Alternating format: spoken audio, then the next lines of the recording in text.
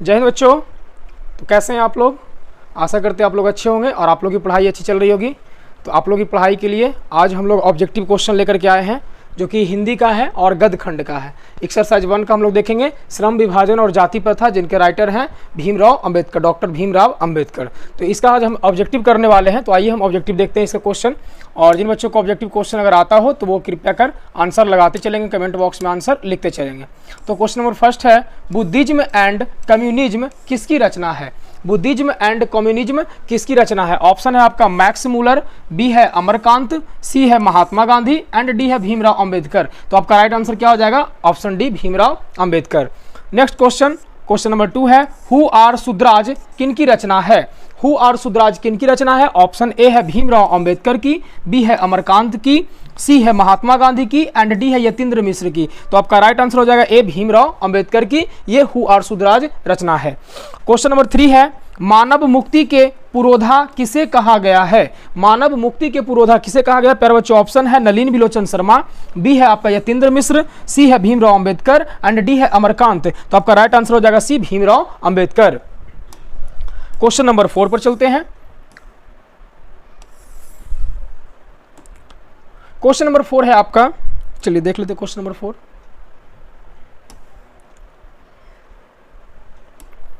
Question number 4 कहता है कि भारत में जाति प्रथा का मुख्य कारण क्या है? भारत में जाति प्रथा का मुख्य कारण क्या है? ऑप्शन ए है बेरोजगारी, बी है गरीबी, सी है उद्योग धंधों की कमी एंड डी है आपका अमीरी। तो आपका राइट आंसर हो जाएगा ए, बेरोजगारी। जाति प्रथा का मुख्य कारण आपका क्या है? बेरोजगारी है। नेक्स्ट क्वेश्चन, क्वेश्चन नंबर 5 है, जाति प्रथा स्वाभाविक विभाजन नहीं है, क्यों?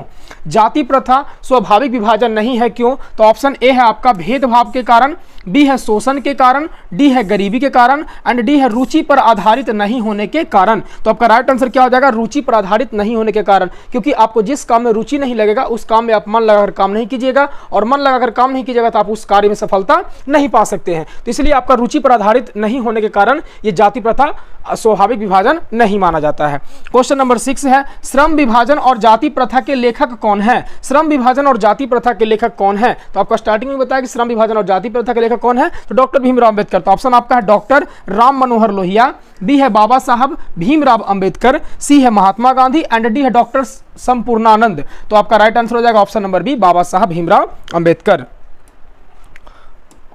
नेक्स्ट क्वेश्चन, क्वेश्चन नंबर 7 है। क्वेश्चन नंबर 7 कहता है, प्यारे बच्चों देखेंगे क्वेश्चन नंबर 7, लेखक की दृष्टि में विडंबना की बात क्या है? लेखक की दृष्टि में विडंबना की बात क्या है? तो ऑप्शन ए है आपका जातिवाद के पोषकों की कमी नहीं है, जातिवाद के पोषकों की कमी नहीं है, बी है जातिवाद के पोषक नगण्य है, सी ऑप्शन है आर्थिक दृष्टि से जातिवाद उचित है एंड डी ऑप्शन है जातिवाद लोकतंत्र के विरुद्ध नहीं है। तो आपका राइट आंसर हो जाएगा ए, जातिवाद के पोषकों की कमी नहीं है। नेक्स्ट क्वेश्चन नंबर 8 है, लेखक की दृष्टि में आदर्श समाज कैसा होना चाहिए?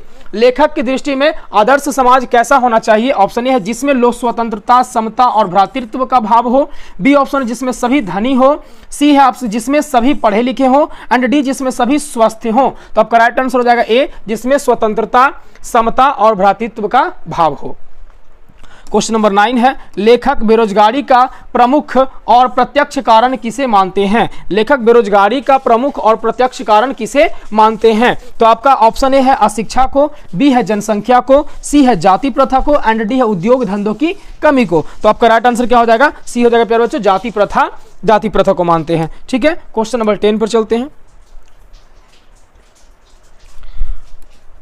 क्वेश्चन नंबर 10 है कि अंबेडकर की दृष्टि में भाईचारे का वास्तविक रूप कैसा होता है? अंबेडकर की दृष्टि में भाईचारे का वास्तविक रूप कैसा होता है ये आपको बताना है। ऑप्शन ए कहता है दूध और शक्कर के मिश्रण की तरह, बी है दूध और पानी के मिश्रण की तरह, सी है तिल और तंडूल के मिश्रण की तरह एंड डी है पानी और नमक के मिश्रण की तरह। तो आपका राइट आंसर हो जाएगा बी, दूध और पानी के मिश्रण की तरह हो जाएगा। ठीक है, ये भाईचारे का ये मतलब होता है इनके विचार से। क्वेश्चन नंबर 11 कहता है, भारतीय संविधान के निर्माण में महत्वपूर्ण भूमिका किसकी है? भारतीय संविधान के निर्माण में महत्वपूर्ण भूमिका किसकी है? प्यारे बच्चों बताना है। ऑप्शन ए है भीमराव अंबेडकर, बी है ज्योतिबा फूले, सी है राजगोपालाचारी एंड डी है महात्मा गांधी। तो आपका राइट आंसर क्या हो जाएगा? ए, भीमराव अंबेडकर।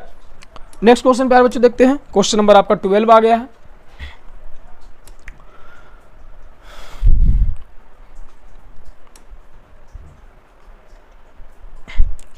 क्वेश्चन नंबर 12 कहता है कि सभ्य समाज की आवश्यकता क्या है।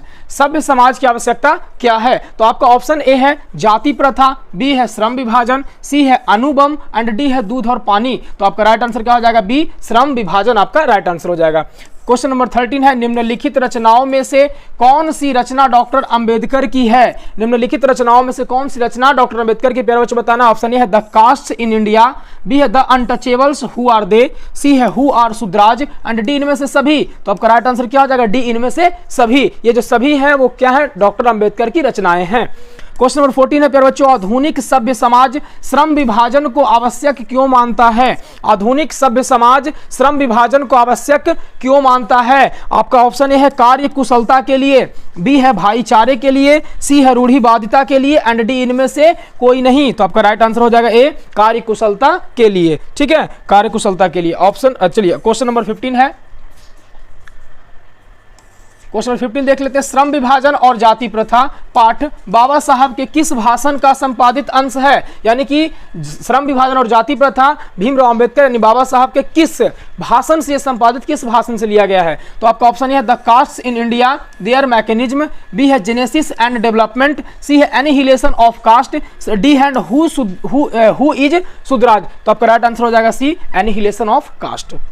क्वेश्चन नंबर 16 है, प्राथमिक शिक्षा प्राप्त करने के बाद अंबेडकर उच्च शिक्षा प्राप्त करने के लिए कहाँ गए थे? ये आपको बताना कि कहाँ गए थे। ऑप्शन ए है इटली, बी है दक्षिण अफ्रीका, सी है न्यूयॉर्क एंड डी है दक्षिण कोरिया। तो आपका राइट आंसर हो जाएगा सी, न्यूयॉर्क गए थे। क्वेश्चन नंबर 17 है प्यारे बच्चों, अंबेडकर के चिंतन व रचनात्मकता के लिए प्रेरक व्यक्ति कौन थे? प्रेरक व्यक्ति कौन थे यानी कि इनके चिंतन के लिए प्रेरक व्यक्ति कौन थे? ऑप्शन ए है बुद्ध, बी है कबीर, सी है ज्योतिबा फूले एंड डी इनमें से सभी। तो आपका राइट आंसर हो जाएगा डी, इनमें से सभी। ये तीनों जो थे इनके चिंतन और रचनात्मक के क्या थे? प्रेरक थे, है ना। नेक्स्ट क्वेश्चन, चलिए क्वेश्चन नंबर 18 पर आ गए हैं। क्वेश्चन नंबर 18 कहता है कि जाति पाति तोड़क मंडल भाषण लाहौर में कब हुआ? जाति पाति तोड़क मंडल भाषण लाहौर में कब हुआ? ऑप्शन ए है 1942 ईस्वी में, ऑप्शन बी है 1940 ईस्वी में, ऑप्शन सी 1936 ईस्वी में एंड डी है 1938 ईस्वी में। तो आपका राइट आंसर क्या हो जाएगा? 1936 ईस्वी में। चलिए क्वेश्चन नंबर 19 है, श्रम विभाजन और जाति प्रथा क्या है? श्रम विभाजन और जाति प्रथा क्या है पर बच्चों को ये बताना है। ऑप्शन ए कहता है कहानी है, बी है भाषण, सी है निबंध एंड डी है साक्षात्कार। तो आपका राइट आंसर क्या हो जाएगा? सी हो जाएगा, निबंध हो जाएगा। चलिए क्वेश्चन नंबर 20 पर चलते हैं। अंबेडकर के भाषण एनिहिलेशन ऑफ कास्ट को किसने हिंदी में रूपांतरण किया? ये किसने हिंदी में रूपांतरण किया आपको ये बताना है। तो ऑप्शन ए है ललाई सिंह यादव, सी है किशोरी लाल, बी में है किशोरी लाल, सी में है मोहन वाजपेयी एंड डी इनमें से कोई नहीं। तो आपका राइट आंसर हो जाएगा ए, ललाई सिंह यादव। ललाई सिंह यादव ने क्या किया था कि एनिहिलेशन ऑफ कास्ट को हिंदी में रूपांतरण किया था। चलिए प्यारे बच्चों क्वेश्चन नंबर 21 पर देख लेते हैं।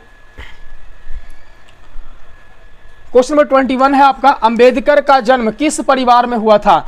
आपको बताना प्यारे बच्चों अंबेडकर का जन्म किस परिवार में हुआ था। ऑप्शन ए है ब्राह्मण, बी है क्षत्रिय, सी है दलित एंड डी है आपका कायस्थ। तो आपका राइट आंसर हो जाएगा सी, दलित परिवार में हुआ था। क्वेश्चन नंबर 22, लेखक को इस युग में कहां पर विडंबना दिखाई दिया? लेखक को इस युग में कहां पर विडंबना दिखाई देता है? तो ऑप्शन ए है जातिवाद में, बी नारीवाद में, सी है आपका निर्विवाद में एंड डी परिवाद में। तो आपका राइट आंसर हो जाएगा ए, जातिवाद में। ठीक है। क्वेश्चन नंबर 23 प्यारे बच्चों, डॉक्टर अंबेडकर के माता का नाम क्या था? डॉक्टर अंबेडकर के माता का नाम क्या था प्यारे बच्चों बताना आपका। ऑप्शन ए है रानीबाई, बी है आपका कुंतीबाई, सी है शीलाबाई एंड डी है भीमाबाई। तो आपका राइट आंसर हो जाएगा डी, इनकी माता का नाम था भीमाबाई। क्वेश्चन नंबर 24 है, डॉक्टर अंबेडकर ने पीएचडी की उपाधि कब धारण की? डॉक्टर अंबेडकर ने पीएचडी की उपाधि कब धारण की? ऑप्शन ए है 1920 ईस्वी, ऑप्शन बी है 1918 ईस्वी, ऑप्शन सी 1916 ईस्वी एंड ऑप्शन डी 1914 ईस्वी। तो प्यारे बच्चों आपका राइट आंसर हो जाएगा ऑप्शन सी 1916 ईस्वी में। चलिए नेक्स्ट क्वेश्चन, क्वेश्चन नंबर 25 है, the caste in India their mechanism किनकी रचना है? The caste in India their mechanism किनकी रचना है? ऑप्शन ए है भीमराव अंबेडकर की, बी है राम मनोहर लोहिया की, सी है आपका महात्मा गांधी एंड डी है सुखदेव। तो आपका राइट आंसर क्या हो जाएगा? राइट आंसर हो जाएगा आपका भीमराव अंबेडकर, ऑप्शन नंबर ए हो जाएगा। ठीक है। चलिए नेक्स्ट क्वेश्चन देखते हैं, क्वेश्चन नंबर 26 है। चलिए प्यारे बच्चों क्वेश्चन नंबर 26 बताएंगे। आपका 26 है, आदर्श समाज स्वतंत्रता, समानता, भ्रातृत्व पर आधारित होगा, किसने कहा था? आदर्श समाज स्वतंत्रता, समानता, भ्रातृत्व पर आधारित होगा, यह किसने कहा था? ऑप्शन ए है मैक्स मूलर, बी है भीमराव अंबेडकर, सी है बिरजू महाराज एंड डी है अज्ञे। आपका राइट आंसर हो जाएगा B, Bhimrao Ambedkar. Question number 27, पेशे का दोषपूर्ण पूर्व निर्धारण करती है। पेशे का दोषपूर्ण पूर्व निर्धारण करती है, कौन करती है आपको ये बताना है। ऑप्शन ए है श्रम विभाजन, बी है आपका जाति प्रथा, सी है प्रत्यक्ष एंड डी है आपका लोकतंत्र। तो आपका राइट आंसर हो जाएगा बी, जाति प्रथा। जाति प्रथा जो है वो पेशे को दोषपूर्ण पूर्व निर्धारण कर देती है। ठीक है। क्वेश्चन नंबर 28 है, जाति प्रथा भारत में बेरोजगारी का एक कारण बनी हुई है। कैसा कारण बनी हुई है? तो ऑप्शन ए कहता है प्रत्यक्ष कारण, बी है प्रमुख कारण, सी है ए और बी दोनों एंड डी इनमें से कोई नहीं। तो देखिए प्रत्यक्ष और प्रमुख दोनों कारण बनी हुई है, तो ऑप्शन नंबर आपका सी हो जाएगा। क्वेश्चन नंबर 29, मूक नायक क्या है? मूक नायक क्या है ये आपको बताना प्यारे बच्चों। मूक नायक क्या है? तो आपका ऑप्शन हो जाएगा ए अखबार, बी है पत्रिका, सी है पुस्तक एंड डी है कहानी संग्रह। तो आपका राइट आंसर हो जाएगा बी, पत्रिका। ये क्या है? एक पत्रिका है मूक नायक। क्वेश्चन नंबर 30 है, डॉक्टर भीमराव अंबेडकर की मृत्यु कब और कहां हुई थी? ऑप्शन ए है 1956 दिल्ली में, बी है 1957 मध्य प्रदेश में, सी है 1958 वाराणसी में एंड डी है 1959 बिहार में। तो आपका राइट आंसर हो जाएगा ए, 1956 दिल्ली में इनकी मृत्यु हो गई थी। चलिए खूब प्यारे बच्चों क्वेश्चन नंबर 31 देख लेते हैं। क्वेश्चन नंबर 31 है,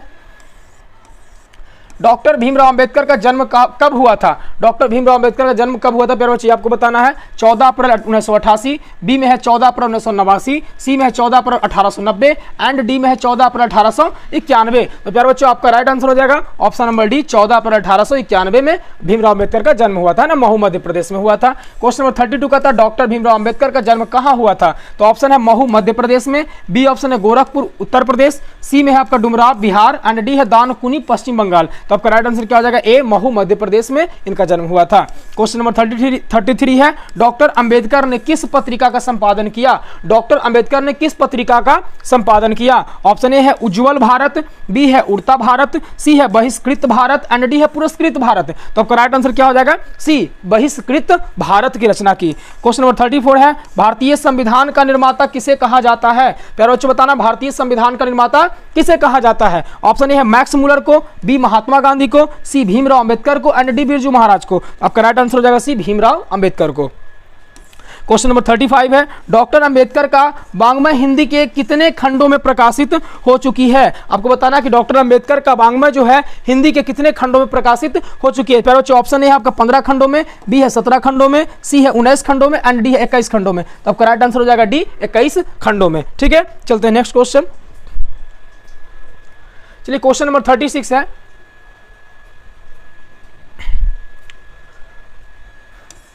आधुनिक सभ्य समाज कार्यकुशलता के लिए किसे आवश्यक मानता है? आधुनिक सभ्य समाज कार्यकुशलता के लिए किसे आवश्यक मानता है? ऑप्शन ए है श्रम विभाजन, बी है धन विभाजन, सी है जन विभाजन एंड डी जाति विभाजन। तो आपका राइट आंसर हो जाएगा ए, श्रम विभाजन। ठीक है, क्वेश्चन नंबर 37 है प्यारे बच्चों, डॉक्टर अंबेडकर के पिता का क्या नाम था? डॉक्टर अंबेडकर के पिता का क्या नाम था? ऑप्शन ए है रामदेव सकपाल, बी है रामजी सकपाल, सी है राम किशुन सकपाल एंड डी राधे राम सकपाल। तो ऑप्शन नंबर आपका बी हो जाएगा रामजी सकपाल। इनके पिताजी का नाम था रामजी सकपाल। क्वेश्चन नंबर 38 है, जाति प्रथा श्रम विभाजन के साथ साथ किसका रूप लिए हुए है? किसका रूप लिए हुए ये आपको बताना। ऑप्शन ए है स्वतंत्रता का, बी है भ्रातृत्व का, सी है श्रमिक विभाजन का एंड डी इनमें से कोई नहीं। ठीक है, तो आपका राइट आंसर क्या हो जाएगा? सी हो जाएगा श्रमिक विभाजन का। ठीक है, चलिए क्वेश्चन नंबर 39 है, क्वेश्चन नंबर 39 पर चलते हैं। डॉक्टर भीमराव अंबेडकर ने किस प्रथा को आर्थिक पहलू से खतरनाक माना है? तो ऑप्शन आपका पहला ये सती प्रथा, बी है दहेज प्रथा, सी है बाल विवाह प्रथा एंड डी है जाति प्रथा। तो आपका राइट आंसर क्या हो जाएगा? डी, जाति प्रथा। क्वेश्चन नंबर 40 है, किनके प्रोत्साहन पर बाबा साहब उच्चतर शिक्षा हेतु न्यूयॉर्क गए? ऑप्शन ए है काशी नरेश, बी है पटियाला नरेश, सी है बड़ौदा नरेश एंड डी दरभंगा नरेश। तो आपका राइट आंसर हो जाएगा सी, बड़ौदा नरेश के। बड़ौदा नरेश के प्रोत्साहन पर बाबा साहब उच्चतर शिक्षा के लिए न्यूयॉर्क गए थे। क्वेश्चन नंबर 41 है, आर्थिक पहलू से भी जाति प्रथा, आर्थिक पहलू से भी जाति प्रथा क्या है आपको बताना है। ऑप्शन ए है लाभदायक, बी है अनुकूल, सी है प्यारे बच्चों हानिकारक एंड डी इनमें से सभी। तो आपका राइट आंसर क्या हो जाएगा? सी, हानिकारक। आर्थिक पहलू से भी जाति प्रथा क्या है, हानिकारक है। क्वेश्चन नंबर 42 है, सच्चे लोकतंत्र का पर्याय है। सच्चे लोकतंत्र का पर्याय क्या है? ऑप्शन ए है जाति प्रथा, बी है सुशासन, सी है भाईचारा एंड डी है कानून व्यवस्था। तो अब करेक्ट आंसर हो जाएगा प्यारे बच्चों का ऑप्शन नंबर सी, भाईचारा। ठीक है, चलिए क्वेश्चन नंबर आगे चलते हैं 43 पर।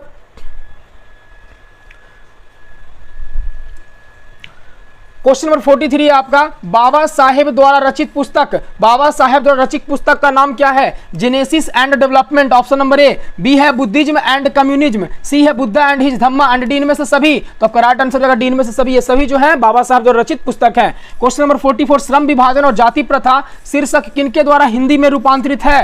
हिंदी में रूपांतरित किसने किया? ऑप्शन ए है Bhimrao Ambedkar, B Ramchandra Shukla, C Lalai Singh Yadav and D Nalin Bilochan Sharma. श्रम विभाजन और जाति प्रथा शीर्षक किनके द्वारा हिंदी में रूपांतरित है? तो ऑप्शन हो जाएगा सी, ललई सिंह यादव। क्वेश्चन नंबर 45, आधुनिक मनु कहा गया है किसे? आधुनिक मनु किसे कहा गया है? डॉक्टर राजेंद्र प्रसाद को, बी महात्मा गांधी को, सी सच्चिदानंद सिन्हा को एंड डी अंबेडकर को। तो ऑप्शन नंबर आपका हो जाएगा डी, अंबेडकर साहब को आधुनिक मनु कहा गया है। क्वेश्चन नंबर 46, विडंबना का अर्थ क्या है? प्यारे बच्चों को बताना है कि विडंबना का अर्थ क्या है। ऑप्शन ए है उपहास, बी है प्रवाहित, सी है आकांक्षित एंड डी है बंधुत्व। तो ऑप्शन नंबर आपका ये हो जाएगा, उपहास हो जाएगा। ठीक है प्यारे बच्चों, लास्ट क्वेश्चन चलते हैं। क्वेश्चन आपका 47 लास्ट है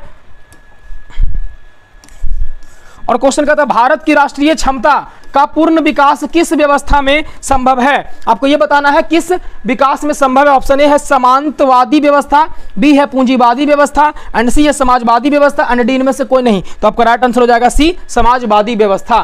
ठीक है प्यारे बच्चों, आज का ये एक्सरसाइज 1 से 47 क्वेश्चन ही बन पाए हैं। 47 क्वेश्चन, ये जितने भी आपका क्वेश्चन है ये आपके एग्जाम बेस्ड से बहुत ही महत्वपूर्ण है। अगर आपको वीडियो अच्छा लगा हो और इसी प्रकार से अगर आप वीडियो देखना चाहते हैं तो वीडियो को आप लाइक कर दें और अपने दोस्तों के साथ शेयर कर दें। मिलते हैं नेक्स्ट वीडियो में।